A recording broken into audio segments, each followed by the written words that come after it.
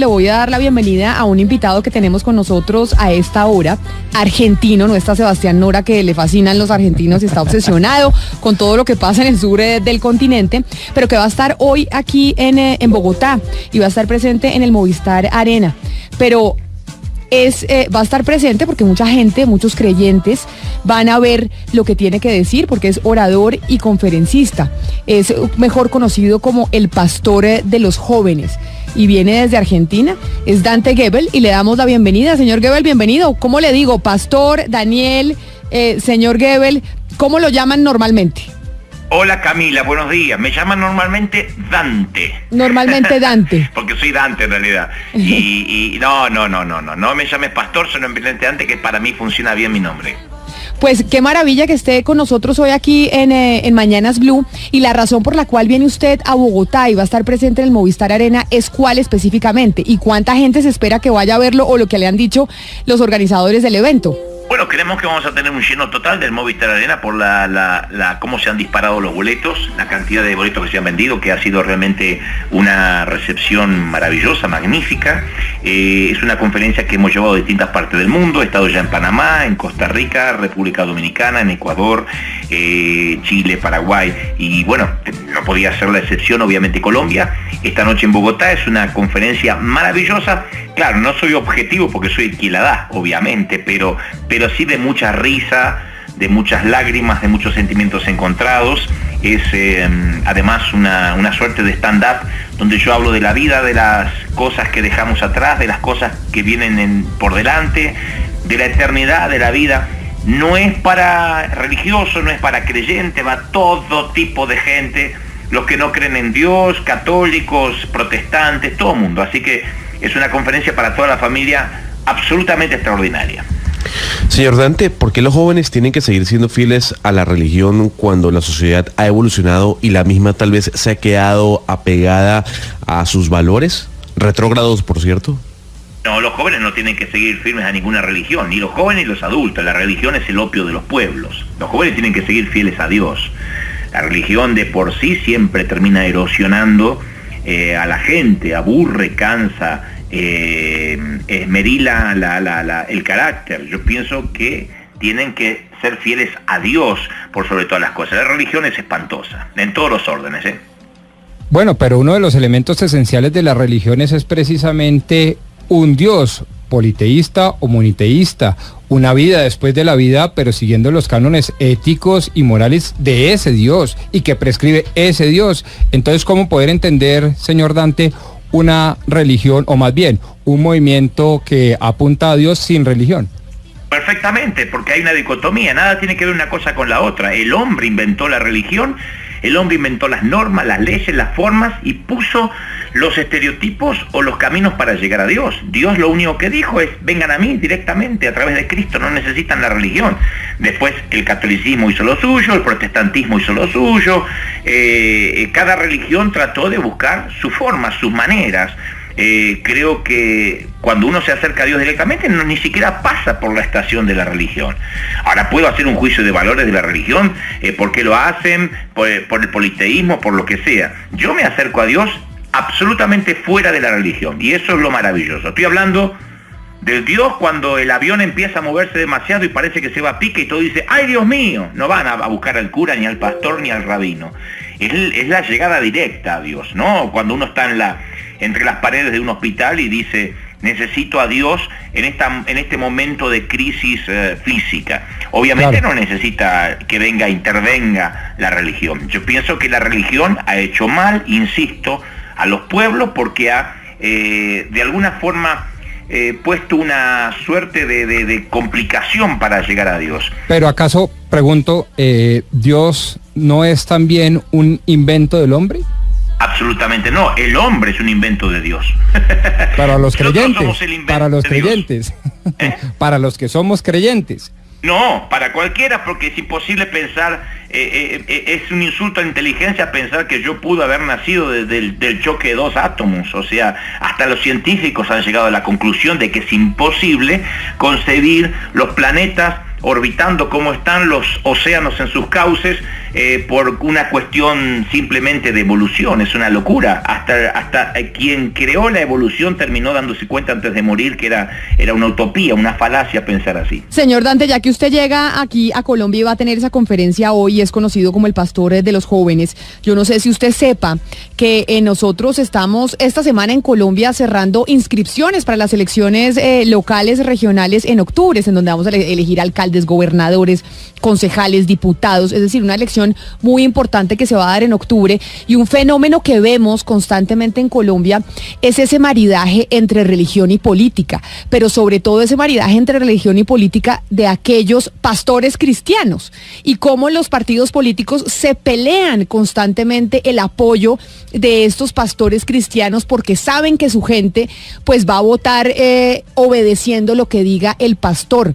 ¿Por qué razón las iglesias cristianas se están metiendo, o los pastores se están metiendo en política? Y se lo digo porque, según entiendo, ¿usted tiene intención de ser candidato presidencial en Argentina, o me equivoco?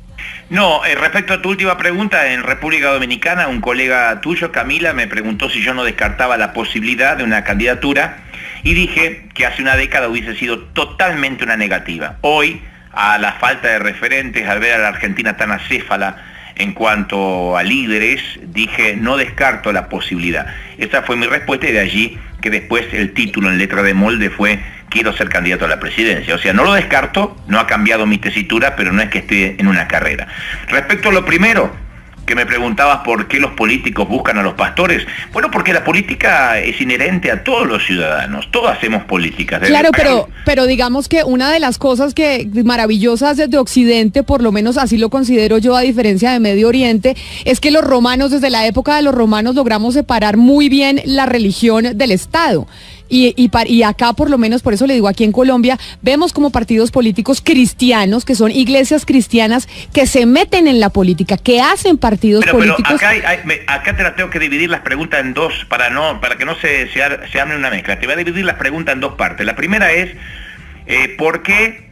Te voy a responder la primera. ¿Por qué los políticos, me preguntaste, consideran que buscan a los pastores y tratan de buscar su apoyo? Bueno, porque entre los que votan, entre los votantes, entre el padrón electoral, están los católicos, están los evangélicos, y si yo fuera político, trataría de llegar a todos, incluyendo musulmanes, católicos, judíos, todos son votantes, todos integran el padrón electoral, y yo hablaría con los curas, hablaría con los pastores, miren, vótenme porque yo tengo una firme posibilidad de llegar al sillón presidencial, necesito su apoyo. Yo no lo veo mal, es noble, es loable llegar a todos los estratos sociales, así como Blue Radio busca rating, busca el share o busca que lo estén escuchando. Todos necesitamos todos los targets sociales.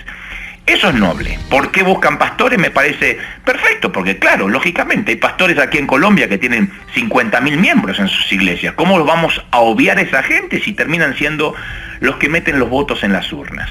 Después, ¿por qué pastores se meten en política? ¿Por qué hay partidos cristianos? Porque no se trata de dividir la religión de la política, se trata de que los hombres de bien no tienen que tenerle miedo a la política. ¿Por qué no? Yo puedo ser un pastor, puedo ser un evangelista, puedo ser un cura, y digo, yo puedo generar un cambio en el país, sin necesariamente después pedirle al país que tengan que tomar la hostia o participar de un bautismo masivo, ¿no? Pero eso es posible, y ahí sí le pregunto, cuando los religiosos, cuando las iglesias cristianas, que es lo que vemos aquí en Colombia, forman partidos políticos, quieren llegar al poder, ¿es factible que puedan realmente hacer una separación de sus creencias religiosas y de entender, por lo menos en Colombia, yo creo que casi en todo el continente americano, que los estados son laicos? Los estados son laicos, pero cuando uno, si alguien de la religión, como dices tú, Camila, llega al gobierno, uno tiene que saber que va a estar inherente a él sus creencias. Por ejemplo, es lógico que si llega un pastor al gobierno o alguien que fue pastor, bueno, va a luchar contra el aborto, sus convicciones van a estar inherentes a él, eso es inevitable. Ahora yo no creo, indudablemente, que pueda seguir siendo pastor y ser presidente, tiene que separar porque el Estado es laico, pero los valores que tiene como ministro o la tarea que ha desempeñado como ministro de Dios, supongo que eso va a tener un peso a la hora electoral o no, o le puede jugar en contra, porque pueden decir es un fundamentalista, es ultraderecha, pero yo no lo veo mal. En nuestra Argentina, gente del deporte, como Daniel Scioli, que era un motonauta, se ha propuesto, y todos sabíamos que tenía gran disciplina para el deporte, y consideraron los argentinos que tendría esa misma disciplina para la política. Entonces su vida no se puede descartar, es decir, nació de la política necesariamente. Hay gente que viene de otros mundos, de otros universos. Así que yo no descarto, como el caso de Trump. Todos sabíamos que era un empresario, un hombre de negocios, exitoso, polémico, bravucón, pero hombre de negocios al fin.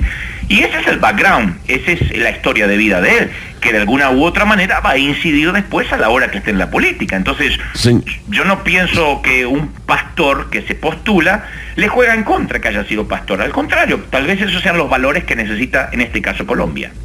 Hablando de ese background, han existido una cantidad de fiascos, estafas, abusos y arrestos para con oradores y pastores. Miles son los casos.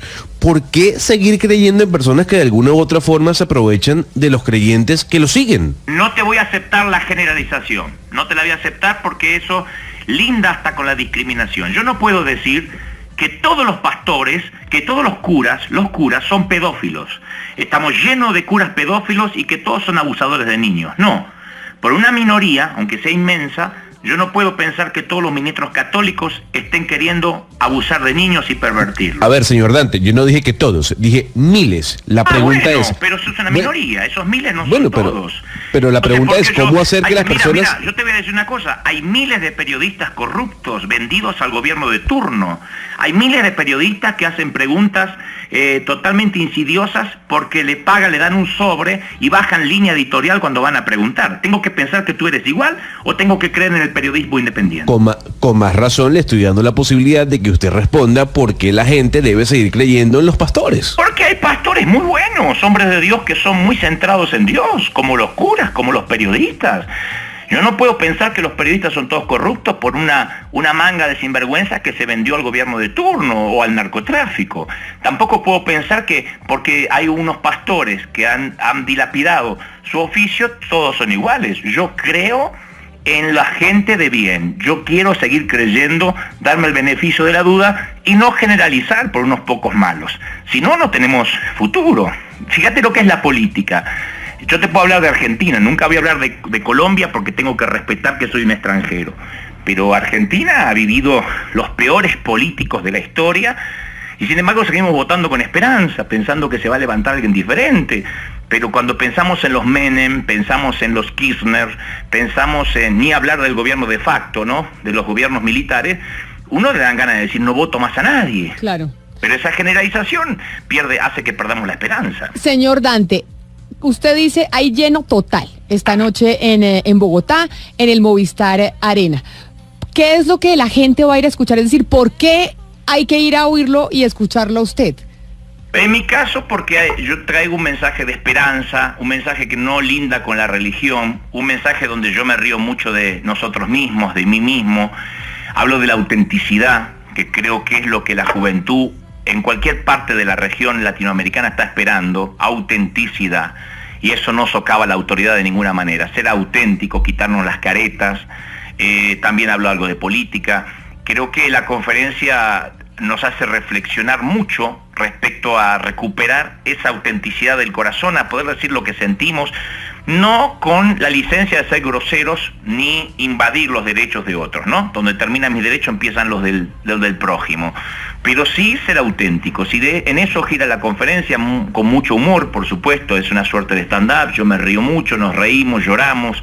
Es una conferencia que recomiendo ampliamente y que ha sido un éxito total en el resto de América Latina. Y allá nos vamos a ver porque vamos a ir a verlos, ni más faltaba. Señor Dante Gebel, el pastor de los jóvenes, gracias por atender esta conversación y aceptar todas las preguntas, y nos vemos esta noche allá en el Movistar Arena. No hay nada mejor que buenas preguntas. Gracias, Camila, un abrazo a todo el equipo ahí, maravilloso. Gracias a Blue Radio y el apoyo que me están dando. Un abrazo grande, son las 12 del día, 1 minuto, aquí en Mañana.